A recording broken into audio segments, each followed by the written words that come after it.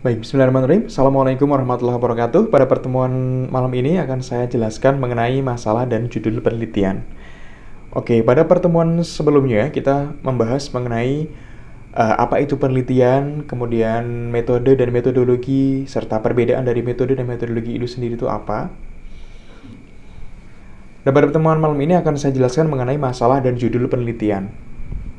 Oke. Jadi biasanya dua hal ini tuh saling berkaitan antara masalah dengan judul penelitian. Karena judul penelitian ini biasanya diawali dari adanya masalah. Contohnya ya, misalnya nih, dalam penelitian saya sebelumnya yang sudah saya jelaskan di materi metodologi kemarin, waktu itu saya meneliti tentang kelayakan usaha pada peternakan ayam broiler.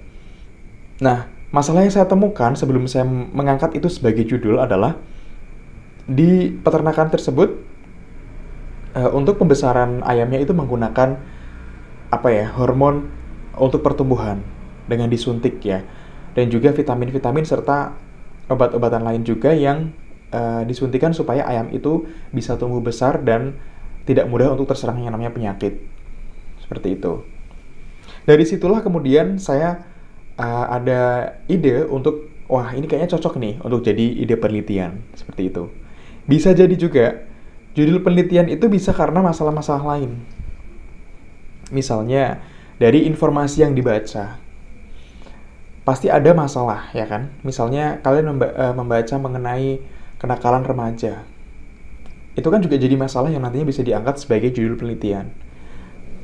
Atau misalnya, ketika ada seorang dokter yang melihat suatu penduduk yang dia itu mengonsumsi air atau mengambil air ya untuk kehidupan sehari-hari itu dari sungai. Sedangkan mereka juga pup di sungai. Nah, jadi ini adalah satu hal yang masalah yang bisa dijadikan atau bisa diangkat sebagai judul penelitian itu dari masalah ini gitu. Bisa juga dari sumber-sumber lain, misalnya kayak pengalaman pribadi tadi saya, kemudian percakapan dengan orang-orang yang mungkin lebih banyak ilmunya daripada kita, atau mungkin percakapan dengan orang-orang pinggiran yang dia justru malah lebih banyak masalah gitu ya, yang itu bisa jadi kita angkat untuk bahan penelitian kita. Selain itu juga bisa dari berita yang diekspos di media, teori yang dipelajari, misalnya kalian sedang mempelajari teori tentang apa, misalnya dalam hal budgeting misalnya, atau tentang motivasi kerja ya kan, atau misalnya tentang pendapatan seseorang itu yang apakah akan mempengaruhi tingkat konsumsi atau tidak. Itu juga merupakan masalah yang bisa kita ambil untuk bahan penelitian. Kejadian yang kita lihat sehari-hari pun, kalau misalnya kita lewat pasar ya kan, kemudian banyak terjadi transaksi yang misalnya merugikan satu pihak gitu kan, itu juga bisa jadi masalah yang bisa kita angkat untuk penelitian. Kemudian nilai yang dianut itu juga bisa. Jadi suatu penelitian itu bisa mempunyai kegunaan praktis jika masalah yang ditelitinya itu adalah yang berkenaan dengan yang dijumpai peneliti dalam lingkungan di mana dia hidup. Contoh tadi misalnya kayak karyawan yang terlambat masuk di atas jam masuk kantor ya kan, itu juga bisa jadi masalah yang nanti akan kita teliti. Kenapa kok dia bisa datang terlambat? Kemudian berapa jumlah karyawan yang terlambat? Kenapa banyak karyawan yang terlambat dalam perusahaan ini? Apa memang karena jam kerjanya yang di luar batas kewajaran, atau misalnya beban kerjanya memang terlalu berat sehingga dia kurang termotivasi untuk bekerja lebih produktif lagi, seperti itu.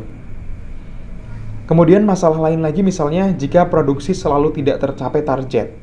Kenapa produksi ini selalu nggak capai target setiap bulannya?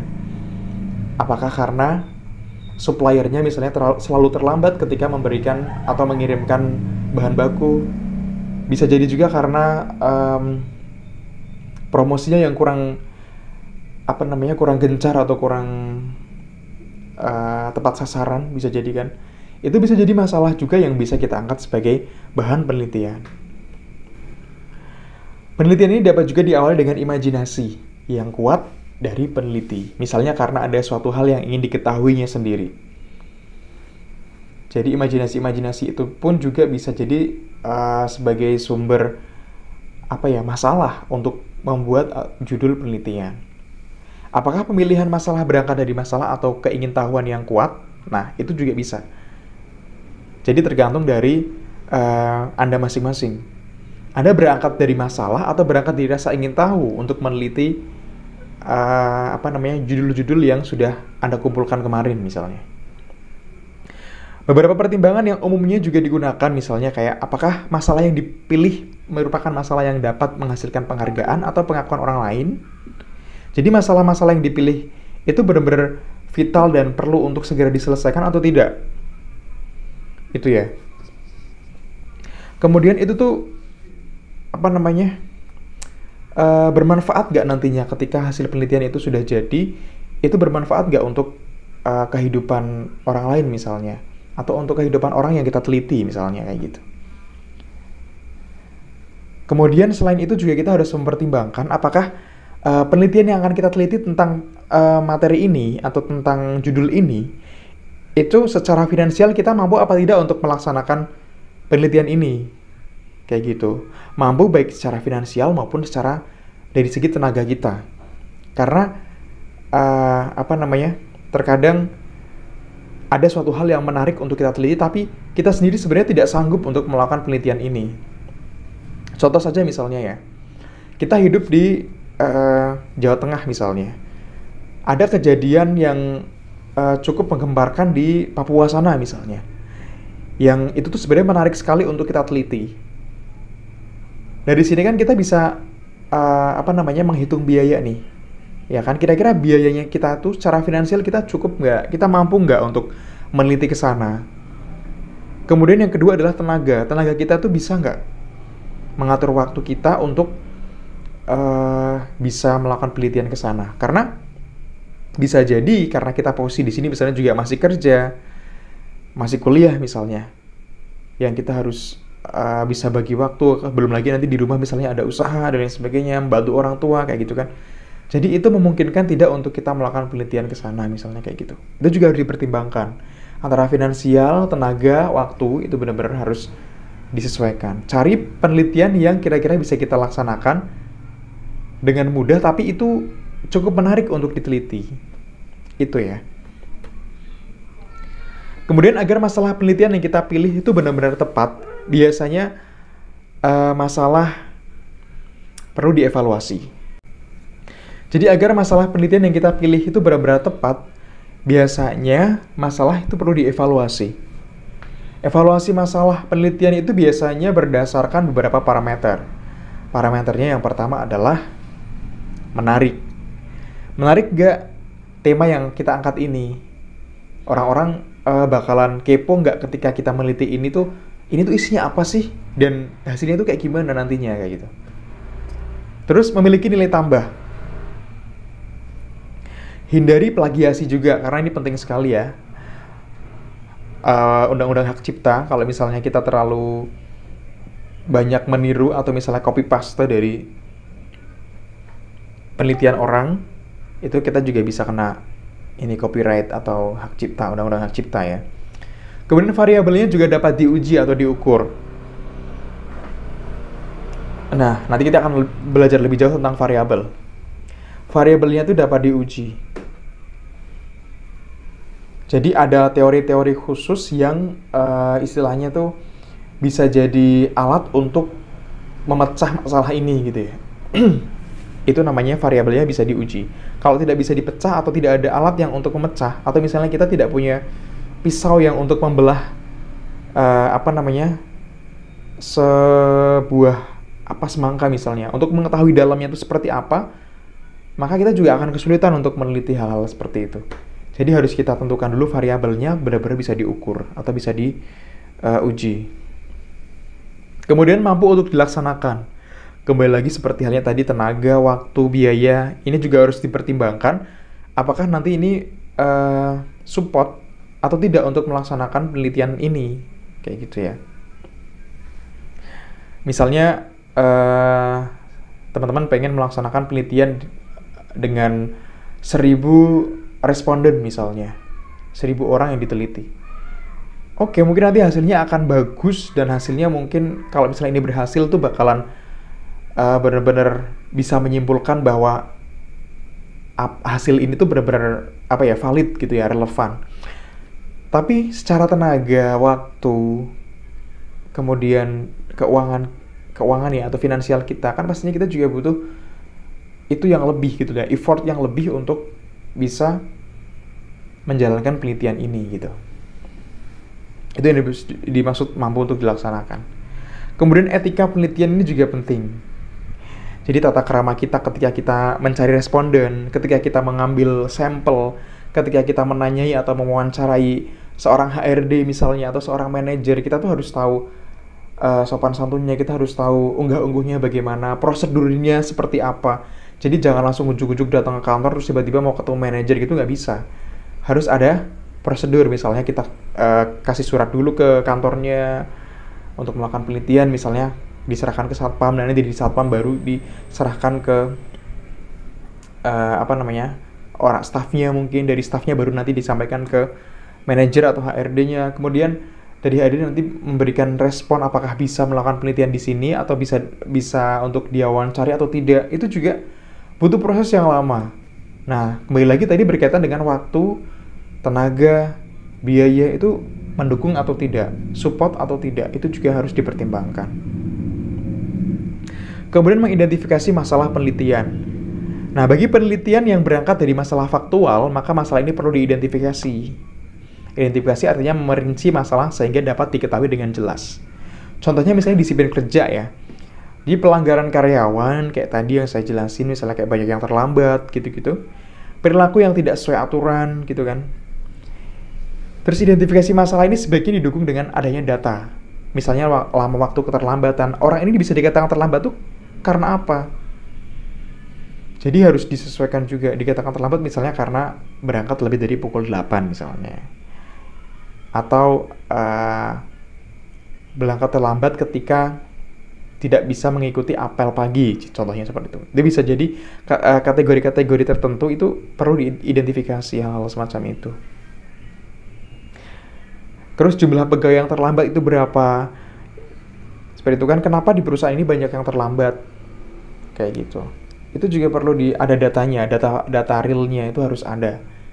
Nah, baru kemudian muncul masalah. Dari masalah itulah kemudian bisa dijadikan diidentifikasi untuk memerinci masalah-masalah itu sehingga dapat diketahui dengan jelas variabel apa itu yang kemudian ketemu sehingga yang akan kita teliti itu variabel apa gitu. Kemudian setelah diidentifikasi, masalah penelitian ini harus dirumuskan. Perumusan masalah ini biasanya disusun dalam bentuk pertanyaan yang nantinya akan membentuk pertanyaan penelitian atau yang disebut dengan research question. Contohnya misalnya, sejauh mana peraturan yang ada dimengerti oleh pegawai? Kemudian bagaimana sanksi terhadap pelanggaran yang terjadi?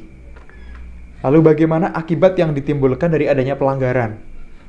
Terus, apakah terdapat korelasi antara tingkat pemahaman terhadap peraturan dengan tingkat pelanggaran?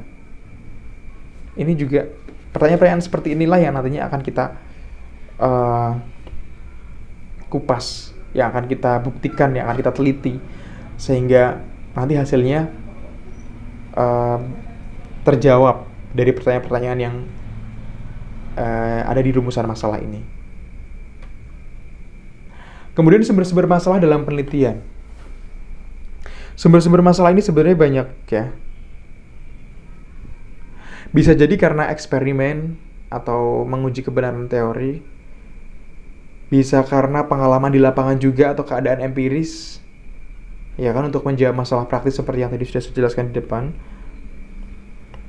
Pengamatan terhadap kegiatan manusia, contohnya seorang dokter ini dapat menemukan masalah ketika dia melihat penduduk mengambil air minum dari sungai dan buang air di kali. Jadi buang airnya di kali, ambil air minumnya di sungai. Itu kan masalah ya. Kita pun orang awam pasti menganggap itu sebuah masalah, apalagi seorang dokter pasti sudah jelas ya. Secara kesehatan itu sudah tidak masuk. Kemudian pengamatan terhadap alam sekeliling. Jadi di alam itu ada masalah apa? Itu juga kita amati, itu juga nanti kita akan bisa menemukan masalah dari situ. Nah, selain itu juga dari bacaan, bisa dari jurnal ataupun karya ilmiah dengan mencantumkan rekomendasi untuk penelitian lebih lanjut. Karena penelitian yang baik atau jurnal yang baik itu biasanya akan ada di akhir itu adalah saran-saran dari peneliti bahwa kekurangan dari penelitian itu apa dan apa sih hal yang perlu diteliti oleh peneliti selanjutnya. Biasanya seperti itu. Nah, itulah yang bisa kamu jadikan sebagai bahan untuk penelitian selanjutnya, seperti itu. Selain itu dari diskusi, seminar, pertemuan ilmiah itu juga bisa untuk menemukan masalah dari hal-hal seperti itu. Dari diskusi dengan orang yang mungkin lebih paham daripada kita, diskusi dengan orang-orang yang ahli di bidang yang akan kita teliti, misalnya seperti itu. Ikut seminar, itu juga nanti akan bisa menimbulkan masalah-masalah yang bisa jadiin bahan untuk sumber atau jadi bahan untuk penelitian kita. Begitu. Nah, kemudian judul penelitian. Judul penelitian yang baik itu seperti apa? Judul penelitian yang baik itu yang pertama adalah menyebutkan variabel penelitian. Jadi variabel penelitian itu adalah istilahnya adalah hal-hal yang akan kita pecahkan atau bahasanya. Bahasa mudahnya adalah inti pokok yang akan kita bahas dalam penelitian itu atau yang akan kita pecahkan masalahnya. Contoh misalnya, judul faktor-faktor yang mempengaruhi seseorang untuk membeli HP Android misalnya. Kan pasti ada faktor-faktor itu tuh apa saja yang bisa yang bisa menjadi penyebab orang-orang memilih HP Android. Nah, variabelnya itu adalah keputusan keputusan pelanggan. Kemudian variabel dependennya apa? Misalnya kayak lokasi. Dia beli HP Android karena lokasinya misalnya di daerah kampung yang hanya jual HP Android saja. Misalnya seperti itu ya. Kemudian karena tingkat pendapatan, ya kan? Karena tingkat pendapatan seseorang itu akan mempengaruhi gaya hidup juga. Contohnya misalnya orang yang pendapatannya 1 juta per bulan dengan orang yang pendapatnya 10 juta per bulan, pasti gaya hidupnya itu berbeda. Bisa jadi orang yang membeli Android ini adalah orang-orang middle low atau orang-orang yang pendapatannya misalnya UMR lah, setara gitu misalnya ya. Contohnya begitu. Itu namanya variabel penelitian. Jadi dari lokasi, tingkat pendapatan, itu mempengaruhi keputusan seseorang untuk membeli HP Android misalnya. Kemudian menyebutkan unit analisis penelitian. Misalnya organisasi, kelompok orang, kejadian, atau hal lain yang dijadikan objek penelitian. Kemudian menyebutkan lokasi penelitian juga. Contohnya misalnya faktor-faktor yang mempengaruhi seseorang dalam memilih HP Android di lokasinya di mana. Misalnya apakah di daerah Kendal, atau misalnya di Semarang, atau di Pekalongan, atau di mana, kayak gitu. Karena kita nggak bisa meneliti seluruh Indonesia kan, karena berkaitan dengan tadi masalah waktu, biaya, tenaga, kayak gitu. Jadi perlu menyebutkan yang namanya lokasi. Kemudian disusun sesingkat mungkin. Jadi judul itu dibikin sesingkat mungkin tapi menarik dan orang-orang itu tertarik untuk penasaran gitu ya untuk membaca atau membuka atau mempelajari jurnal ataupun penelitian kalian. Seperti itu. Oke, itu tadi penjelasan mengenai masalah dan judul penelitian. Kalau ada pertanyaan silakan bisa dicantumkan di kolom komentar. Terima kasih. Assalamualaikum warahmatullahi wabarakatuh.